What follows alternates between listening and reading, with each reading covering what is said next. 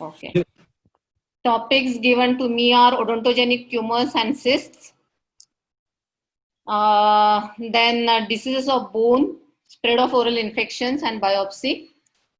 So out of all these topics, only important pathologies we'll deal with. We'll revise these pathologies little in detail because these are common pathologies and thus they may be asked commonly in examinations.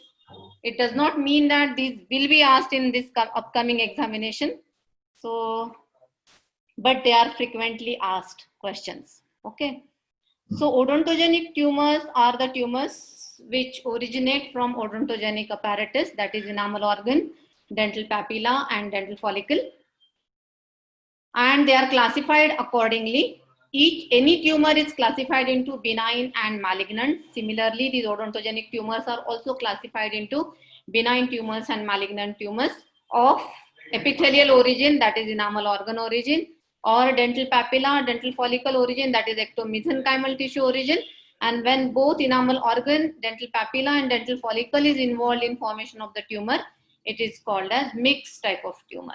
So there is a classification given in Schaeffer's, that is a modified WHO classification of 2017. So students must refer to that classification. Usually question is asked, classify odontogenic tumors and discuss one of the tumors, commonly ameloblastoma, AOT or CEOT or odontome, rarely amyloblastic fibroma or some other tumor.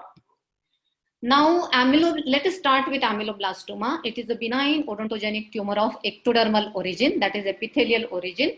This is a tumor of ameloblast. So here oma is suffixed to ameloblast cells. So it is ameloblastoma. And it may develop from cell rest of serrates or from developing enamel organ or from lining of the odontogenic cyst, mostly the dentigerous cyst or basal cells of the surface epithelium. Robinson has described this tumor as unicentric, non-functional. Unicentric means it has single center of origin. Non-functional means it does not produce enamel. The function of ameloblast is to produce enamel. Here in ameloblastoma, these cells, they do not produce enamel. That's why it is called as non-functional. Intermittent in growth. It grows then stops because it is a benign tumor. It could be intermittent in growth. It is anatomically benign and clinically persistent type of tumor. It is called as anatomically benign because it does not invade or metastatize to distant parts, but it remains persistent as it spreads through the marrow spaces. So this definition is very, very important. So whenever you are discussing ameloblastoma, define it and mention this Robinson's definition. Now, clinico-radiographically, ameloblastoma manifests in three forms, that is conventional, solid, multicystic. Most of the ameloblastomas are multicystic or solid in nature. Unicystic, they are 13%, and peripheral or extraosseous ameloblastomas, which are very rare. Patient's age is middle-aged to elderly. Sex predilection, slightly more common in men. And 80% of ameloblastomas are found in mandible, and out of that 70% are common in the posterior part of the mandible. Radiographically, there is radiolucency. This could be unilocular or multilocular. And when these locules are small, that is called as honeycomb appearance. And when the locules are large, they are called as multilocular appearance.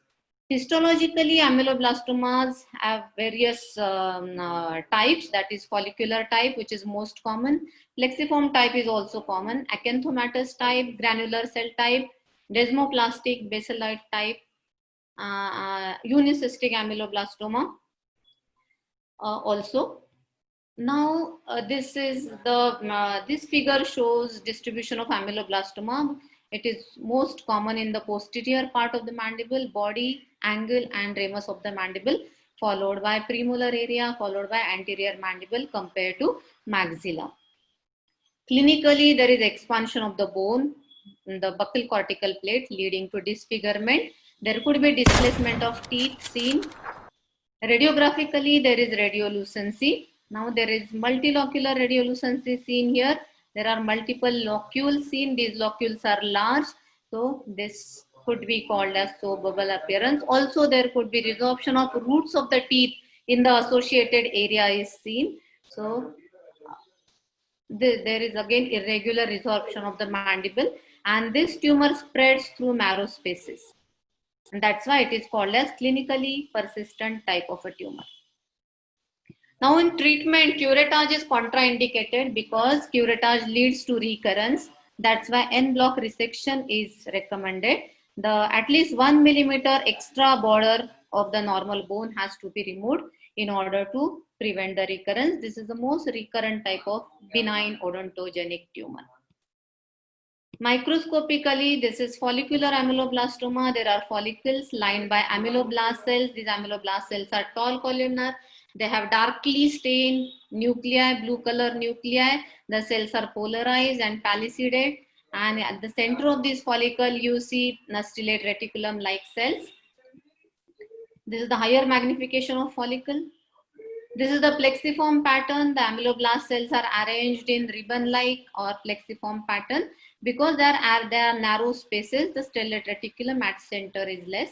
This is the surrounding connective tissue stroma. This is again plexiform ameloblastoma.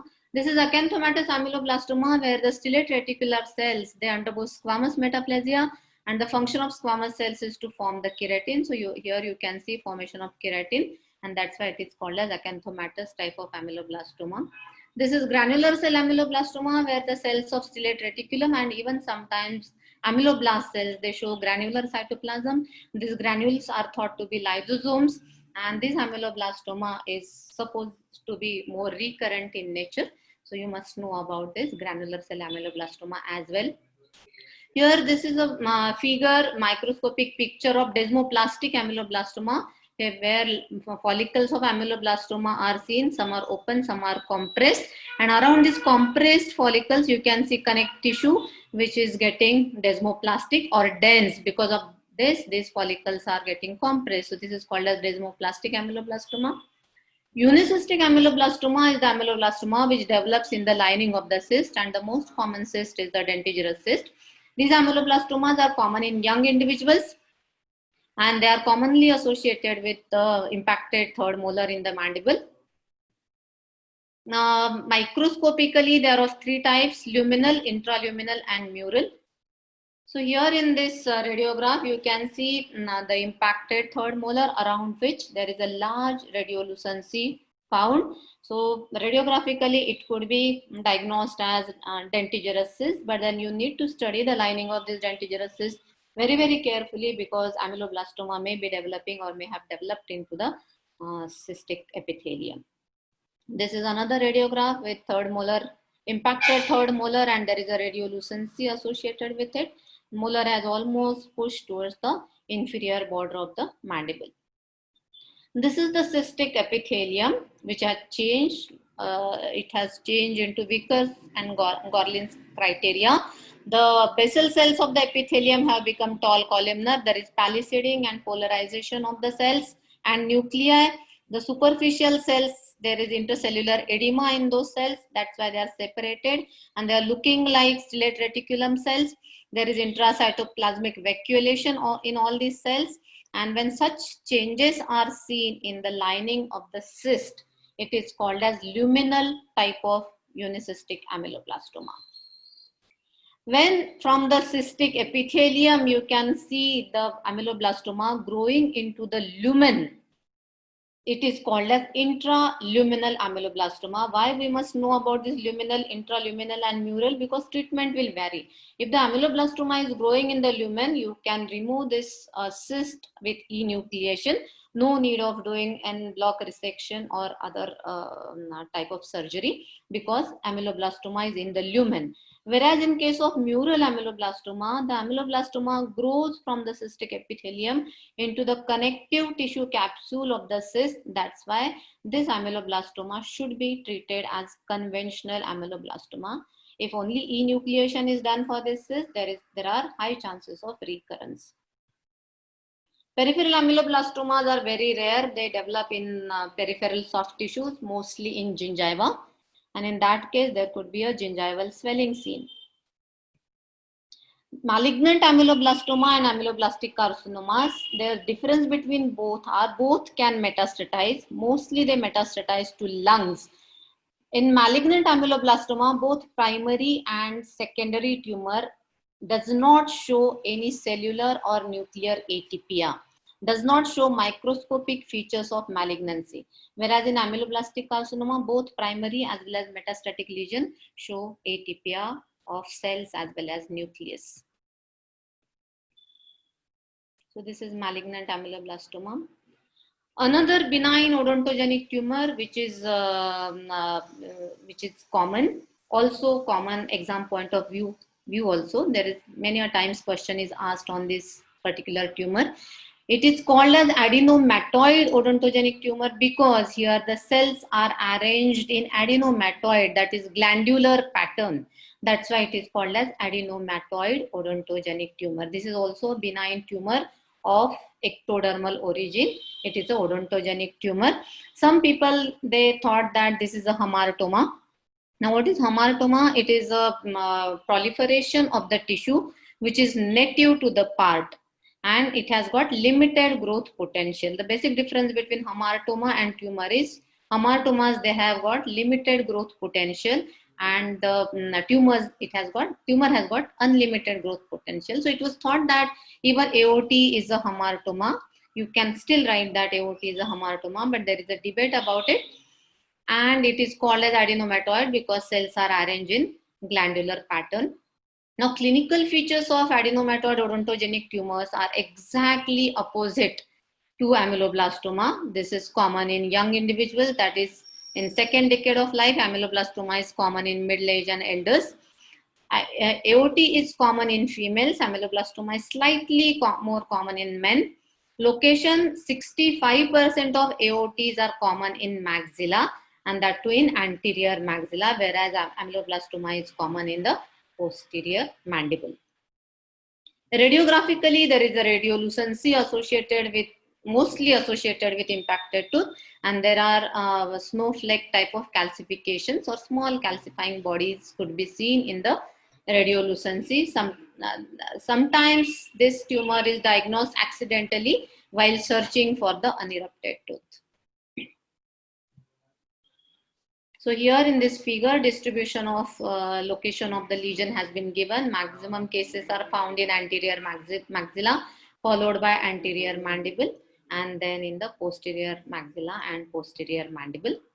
In this radiograph, impacted canine is shown with associated radiolucency around it. These are small calcifications associated with impacted canine. So these are snowflakes calcifications. Lateral incisor which is impacted and there is a radiolucency associated with it. Canine which is impacted and the radiolucency associated with it. This is the enucleated specimen of the tumor. See how well defined it is because it is a benign tumor and it is encapsulated. So recurrence is very, very rare. This is the microscopic picture under 4x magnification. This is the capsule of the tumor and this is the tumor mass. Here the ameloblast-like cells, they are arranged in tubular or ductular pattern, thus it is called as adenomatoid. Higher magnification where you can see tubular and ductular structures lined by columnar cells. They are low columnar compared to ameloblast in ameloblastoma, and they are arranged either in a single layer or multiple layered, and in between different layers, multiple layers, there is eosinophilic material deposited, which could be thought to be exuberant basal lamina. And when they are arranged in such multi-layered pattern, it is called as rosette type of appearance of aorta. This is again a very common question asked in Viva. Where do you find rosette pattern? So rosette pattern is seen in adenomatoid odontogenic tumor. Why now radiographically calcifications are seen? Because there are calcified structures seen microscopically as well, and these calcified structures are thought to be dentinoid. So here this tumor has got inductive effect. So these cells, ameloblast cells, they have inductive effect which leads to formation of dentinoid like structures which are seen as calcified bodies radiographically. Next, odontogenic tumor, which is also important, is Pinbox tumor. Very fondly, students call it as Pinbox tumor, and it is calcifying epithelial odontogenic tumor. So always develop the habit of splitting the terminology calcifying. So you know that there must be calcifying structures or calcified structures seen in the region epithelial. That means this is a epithelial tumor developing from enamel organ, odontogenic in origin. Okay. So Pinbock has reported this tumor, that's why called as Pinbock's tumor. Compared to ameloblastoma and AOT, the incidence is less, that is less than 1%. And it is thought that looking at the microscopic picture of the tumor, it is thought that the tumor originates from or it develops from cells of stratum intermedium of enamel organ. Clinical features, again, age, gender, and location of this tumor is quite similar to ameloblastoma. Common in middle age and elders. The gender is slightly more common in men, and location wise also common in posterior part of the mandible. And radiographically, many a times, this 50% times this tumor is associated with an impacted or unerupted tooth. And there could be a radiolucency, which again is like ameloblastoma, could be unilocular or multilocular. Only the difference here is there are calcifying bodies or calcifications found in this tumor which are not there in ameloblastoma. So here in this figure you can see distribution of the tumor location wise, common in the posterior part of the mandible, followed by posterior part of maxilla, anterior mandible and anterior maxilla. Radiographically, here in this particular radiograph, you can see third molar which is impacted, almost inverted, and there is well defined radiolucency. The roots of associated teeth, that is 7, are resolved. Sometimes you see calcifications in this radiolucency, and then that gives driven snow appearance. Again, this is a very common feature. Students are very fond of such terminologies. Driven snow or snow driven appearance. Where do you see this? This is seen in Pinbox tumor or calcifying epithelial odontogenic tumor, and it is seen due to flecks of calcifications which are seen in the radiolucency. This is again COT, where you can see multiple small locules, so multilocular appearance. So microscopically, this tumor has polyhedral cells. They are large, their nuclei are large, nuclei are darkly stained, sometimes they look dangerous also, but this is a benign tumor. The cells are attached to each other and we can appreciate here intercellular junctions. You can see concentric calcifications in this tumor which are known as Lees-Gang rings. Again, another favorite terminology of students. So Lees-Gang rings are concentric calcifying bodies which are seen in COT. Also, this tumor has eosinophilic material seen spilled over in between these epithelial cells, and this material is thought to be the amyloid because it stains positive for Congo red.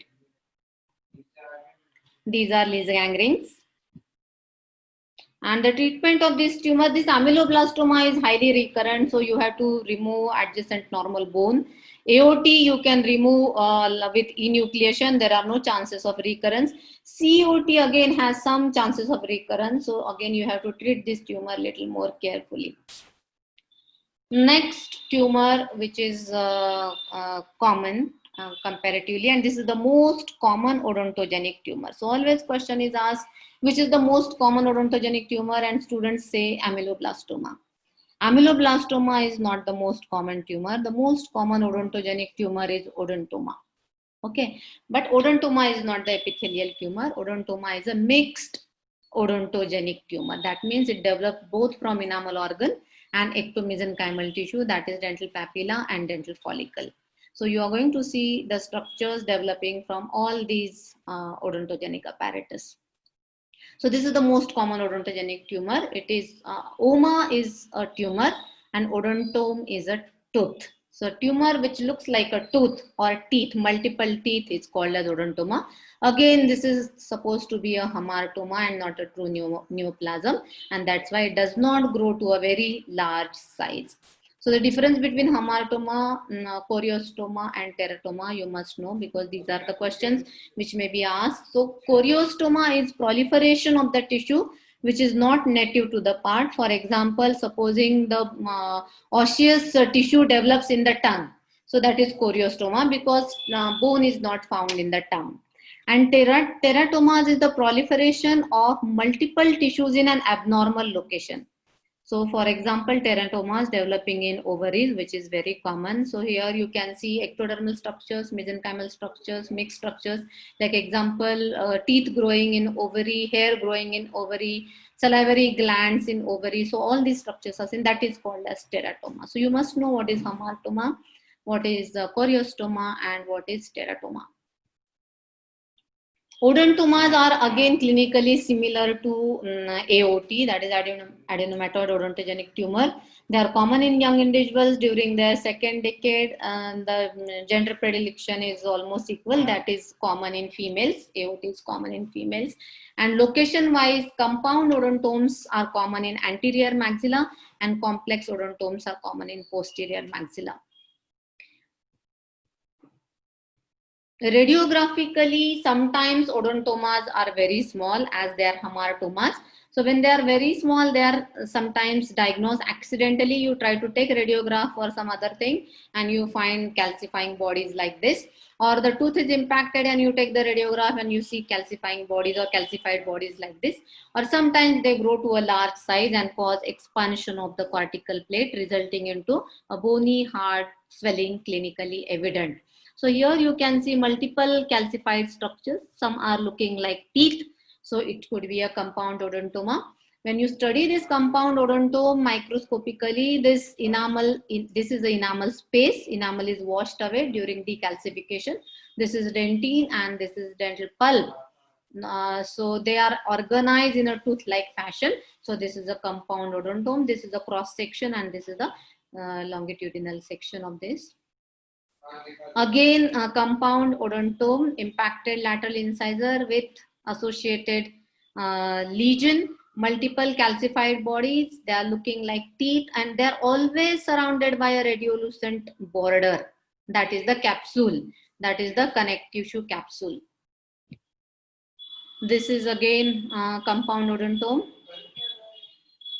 This is the complex odontome where a large calcified body is seen in the posterior part of the mandible. There is no resemblance to tooth structure at all. So this is a complex odontome.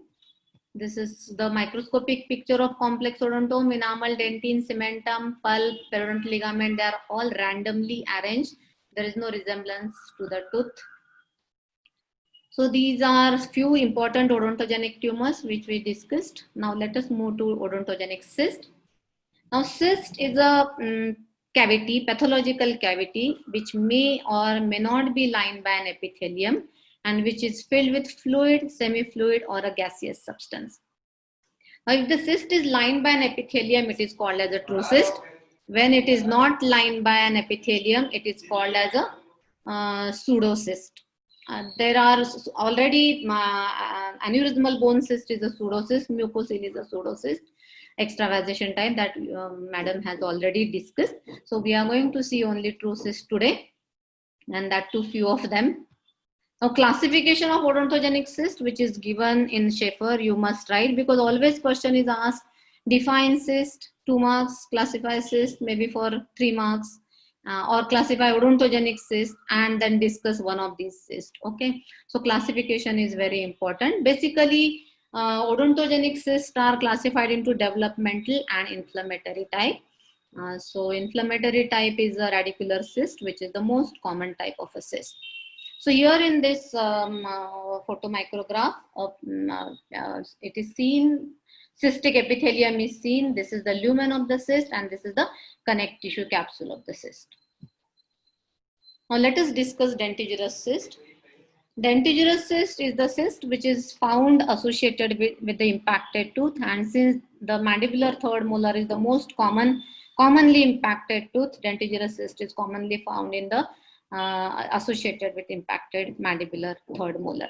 Rarely or very seldomly it is associated with deciduous tooth. Cyst is developed by accumulation of fluid between reduced enamel epithelium and the tooth surface. So whenever you study this dentigerous cyst microscopically, the lining, epithelial lining of the dentigerous cyst looks like reduced enamel epithelium. Site is mandibular and maxillary third molars, followed by maxillary canines. Then they are common in young individual, that is second and third decade of life. They are slightly more common in men. Mostly they are solitary. Sometimes there are bilateral dentigerous cysts found. If they are bilateral dentigerous cysts, then you will have to rule out some syndromes like cleidocranial dysplasia and Marotex-Lamy syndrome. There is radiolucency associated with the crown, and this radiolucency should be greater than 5 millimeters to call it as a cyst. If it is less than 5 millimeters, then it could be a normal follicular space found around the unerupted tooth. There are three radiological variations of dentigerous cyst found, that is central, lateral, and circumferential. So let us see what are they. So this is the central dentigerous cyst, which is found around the crown of an impacted tooth. The border of the cyst are always at C junction. Lateral, here this cyst is also found around the crown, but the radiolucency or the cyst lies more on one side of the tooth. That's why it is called as lateral. But the border of the cyst are always at the neck of the tooth. Circumferential dentigerous cyst is a cyst where the radiolucency surrounds almost the entire tooth, but the borders are always at the neck of the tooth. So there are three radiologic variants of dentigerous cyst: central, lateral, and circumferential. So this is the central variety, third molar, which is impacted, and there is a large radiolucency associated with it. This is a lateral variety. It is, since this tooth is impacted in a mesioangular fashion, there is a radiolucency on the mesial aspect, and this is the lateral variety. And this is the circumferential variety. Entire tooth is surrounded by the cyst, but the borders of the cyst are at the neck of the tooth. This is the gross specimen, enucleated cyst. This is a cavity, and this is the impacted tooth. The microscopic picture of dentigerous cyst is very, very characteristic. As it is mentioned, that the borders of the cyst are always at the neck. So this is a specimen with decalcified tooth. This is the lumen of the cyst. And see, the lining, epithelial lining looks like reduced enamel epithelium, very thin, just 2 to 3 cell layer thick. Epithelial lining thin, and this is the connective tissue capsule of the cyst, which is fibrocellular. This is the lumen of the cyst. Now, sometimes there is mucus metaplasia found in the lining of the cyst. And why we need to know that there could be mucus cells found in the lining of the dentigerous cyst? Because from these mucus cells, sometimes salivary gland tumor develops, that is a malignant salivary gland tumor, mucoepidermoid carcinoma. So one has to be very, very careful while studying the dentigerous cyst microscopically. Although we can diagnose dentigerous cyst radiographically, the confirmation by histopathological examination is mandatory, because even ameloblastoma develops in the lining of the dentigerous cyst, which we have already discussed. Vickers-Gorlin criteria. In that case, these basal cells become tall columnar. There is polarization and palisading of the cells. The upper cells become like stellate reticulum, and then there could be mural ameloblastoma, luminal or intraluminal ameloblastoma. Also, since this epithelium is a stratified squamous epithelium, stratified squamous cell carcinoma also can be seen developing from the lining of this cyst. So one has to be very, very careful. So complications. So if your note is written in your paper about complications of dentigerous cyst, your examiner will become very, very happy. And he will give you additional 2 marks, because then we know that you have actually studied this topic very seriously. So what are the complications of dentigerous cyst? Ameloblastoma can grow in the cyst. Epidermoid carcinoma, that is squamous cell carcinoma, can grow in the cyst, or mucoepidermoid carcinoma also can grow in the cyst. Treatment is surgical removal with microscopic examination. Next, odontogenic developmental cyst is odontogenic keratocyst. It is called as keratocyst because this is the cyst which produces keratin on the surface of the epithelium. And again, this cyst is very significant because it has a tendency to recur. So which is the most recurrent type of a cyst? So this is the cyst. Odontogenic keratocyst is the most recurrent type of a cyst. This cyst also can develop from cell rest of serrage or from basal cells of the surface epithelium or by degeneration of ciliate reticulum of enamel organ itself. In that case, tooth does not develop, and then that type of odontogenic keratocyst is known as replacemental type of odontogenic keratocyst, or also known as primordial cyst. This cyst has got bimodal age incidence. It either develops at very young age or also could be found in elders. So although it is written that it's most common during second and third decade of life, it has got bimodal age incidence, slightly more common in men, slightly more common in mandible, common in the molar ramus area of the mandible. There could be mild pain, soft tissue or hard tissue swelling, expansion of bone, paresthesia if the cyst becomes very large. Radiographically, there could be unilocular or multilocular radiolucency with smooth or scallop borders, and radiographic variants of this cyst are replacemental. When the cyst replaces the tooth, when the tooth is missing and in place of the tooth cyst develops, it is called as replacemental type. Envelopmental type cyst is the cyst which envelops the erupting tooth, is envelopmental. Extraneous type of OKC develops in the ascending ramus, that is out of the tooth bearing area, and collateral odontogenic keratosis develops between the roots of adjacent teeth. That's why it is called as collateral. So this is a small OKC found between roots of posterior molars. This is the OKC again with scallop borders. These are scallop borders. This scalloping is usually seen extending between roots of adjacent teeth, and this is one of the reasons why this cyst is recurrent in nature. Because of this scalloping, removal of the cyst along with the borders becomes difficult. And this is a envelopmental type of a cyst, as it is enveloping the tooth, and this tooth has almost pushed towards the inferior border of the mandible. Histology of this cyst is very peculiar, very specific. We don't miss this cyst when we study it microscopically. The epithelium is thin. The thickness is maybe 8 to 10 cell layer thick. And the epithelial connective tissue junction is flat without any retipex. And the basal cells are tall columnar. Their nuclei are hyperchromatic. There is palisading of cells giving tombstone and picket fence appearance. Again, a very common feature of, or very popular feature of OKC, tombstone or picket fence appearance of basal cells. The surface is covered with parakeratin and it is corrugated. This is another feature, corrugated keratin. Lumen of the cyst is filled with the keratin. This is another photograph where epithelium is seen separating from the connective tissue because there are no retipex, and this is another reason why cyst is recurrent in nature, because it easily separates from the underlying connective tissue, and sometimes and that's why the epithelium becomes friable and sometimes remains in the jaw bones after enucleation of the cyst, and then there is recurrence of the cyst. This is a higher magnification. Flat epithelial connective tissue junction, tombstone or picket fence appearance. This is orthokeratinized OKC.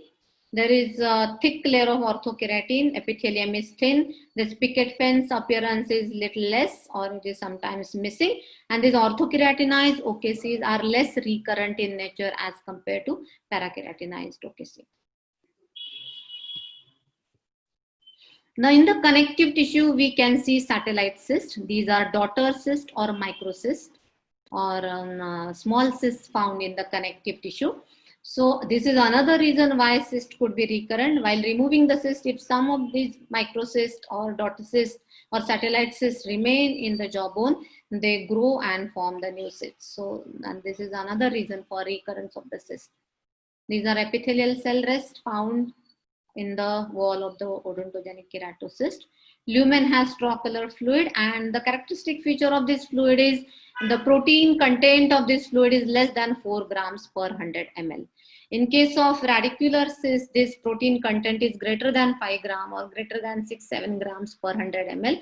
And if you study this protein content, you will know whether it is odontogenic keratocyst or some other cyst. Treatment is marsupialization or enucleation. Recurrence of this cyst is high when it is present at the angle because of the pattern of bone there. If the cyst is parakeratinized, it is more recurrent in nature. If it is associated with the Gorlin-Gall syndrome, then it is again recurrent in nature. If it is not removed in one pieces because the epithelium is very friable, epithelial connective tissue junction is flat, then also it is recurrent in nature. If the fistula develops in the cyst will recur. And if there is, if the cyst is multilocular in appearance, or there are multiple locules, it could be more recurrent compared to the unilocular cyst. Some cysts, they have tendency to recur. Satellite cysts are also responsible for recurrence. The fragile epithelium is responsible for recurrence. Now, the mitotic index of epithelial cells of this cyst is very, very high, as high as some benign neoplasms, and that's why in between this was classified under some odontogenic tumors and not under cyst, but again it is reverted back. Now, odontogenic keratocyst is a cyst and not a tumor. Now, Gorlin-Gall syndrome, this is a syndrome which is associated with multiple odontogenic keratocyst, multiple basal cell carcinomas, and bifid rib. It was reported by Gorlin-Galls in 1960. It is autosomal dominant condition. There are skin lesions, there are jaw lesions, there are skeletal lesions, there is frontal bossing, there is ocular hypertelorism.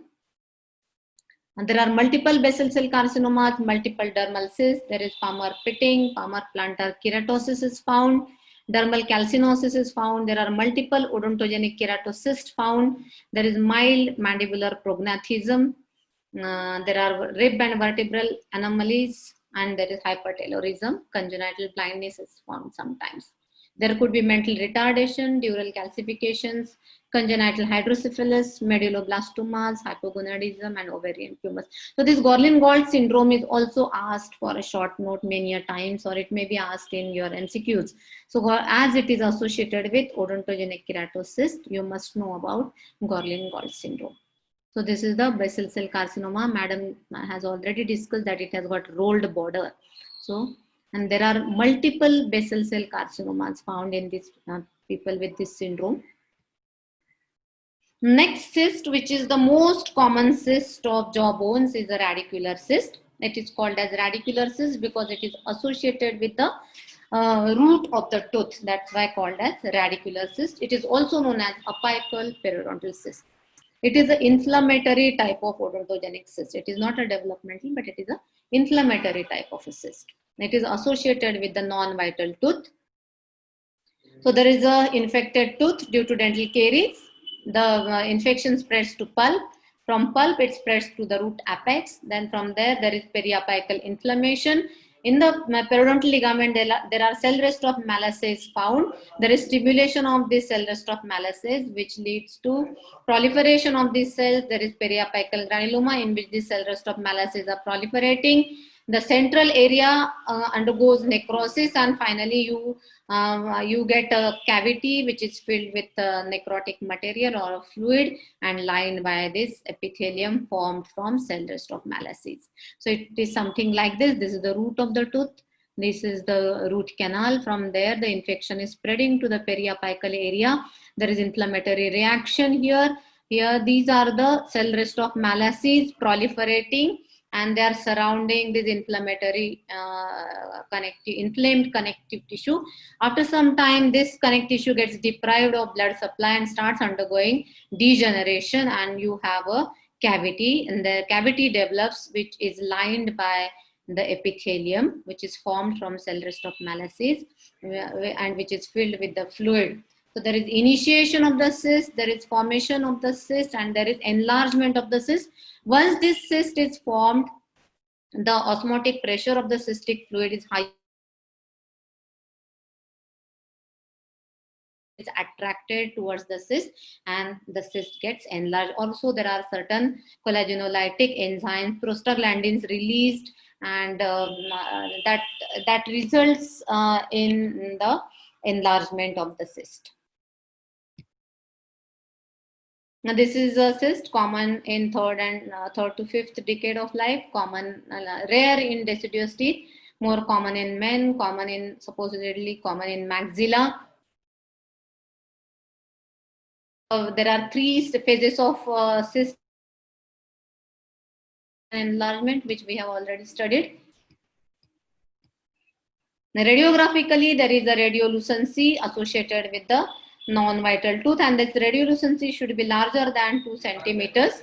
If it is less than 2 centimeters, then it could be called as periapical granuloma. So there is a large radiolucency associated with this non-vital tooth, root canal filled tooth, but this root canal is incompletely filled. So maybe there is recurrence and there is cyst formation. And here there is a cyst associated with the mandibular incisor, and here it seems there is some fracture or caries involving the pulp that resulted into periapical infection. It should be larger than 2 centimeters to call it as a cyst. If it is smaller, then it could be a granuloma. The microscopic picture of this cyst is also very peculiar. It is non-keratinized epithelium, and the epithelium is sometimes 5 to 20 cell layer thick. And there is proliferation of the epithelium leading to arcading pattern. So this is all arcading pattern. The epithelium is irregularly proliferating and trapping the connective tissue in between. So this is called as arcading pattern. This is the lumen of the cyst, and this is the connective tissue wall of the cyst, which is infiltrated with chronic inflammatory cells. So this is again cystic epithelium. This is arcading pattern. This is connective tissue, and this is the lumen. In the cystic fluid, if we observe cystic fluid against light, we can see some shimmering bodies, crystals. They are called as cholesterol crystals. Cholesterol crystals is not a characteristic feature of radicular cyst, but they are found in radicular cyst. Whenever there is inflammation, these crystals are found. And the characteristic feature of these crystals is they have a notched border. They have one of the borders which is notched. Suyog, is there any background noise? Hello? Hello? So during tissue processing, these cholesterol crystals are lost. Rutvik,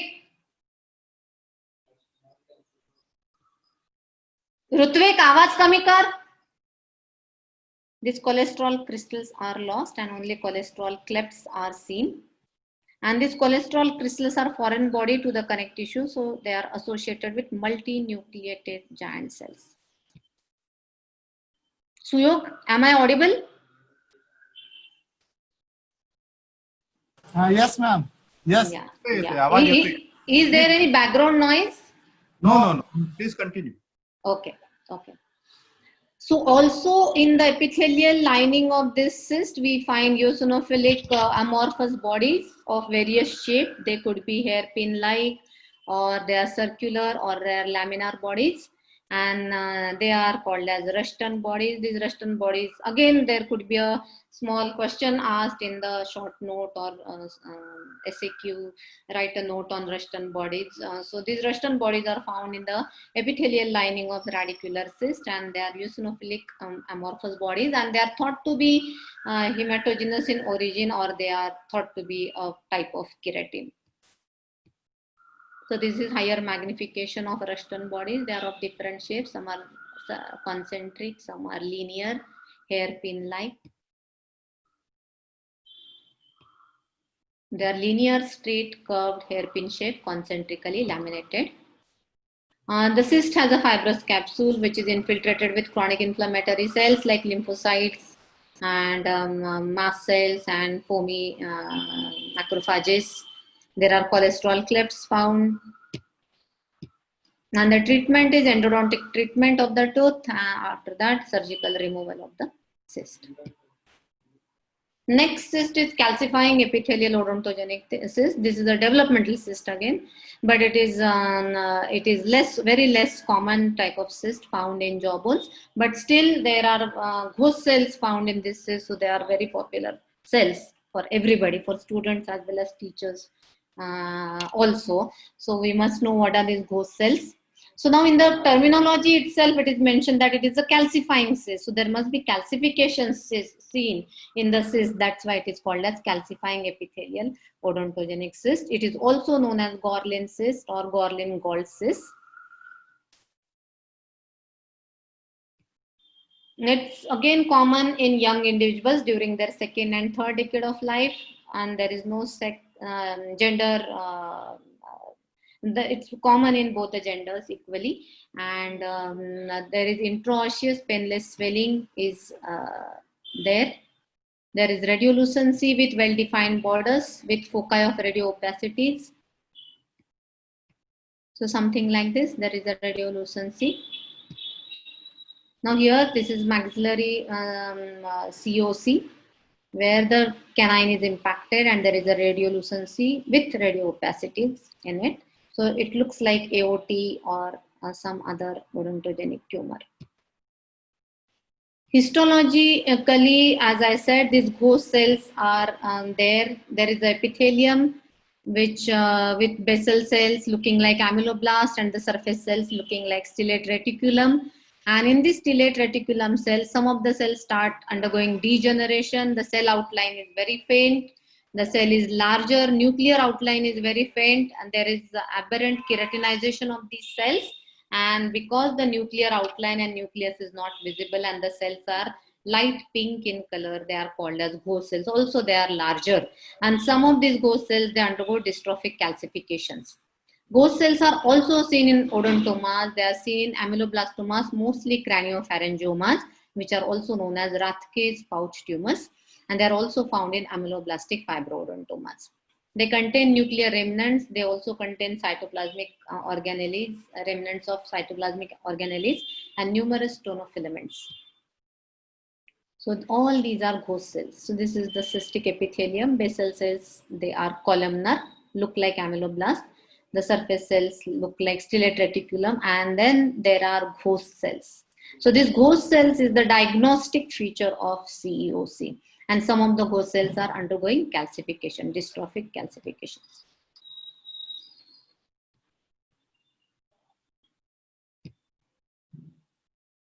So treatment is enucleation and curettage. Now here we finish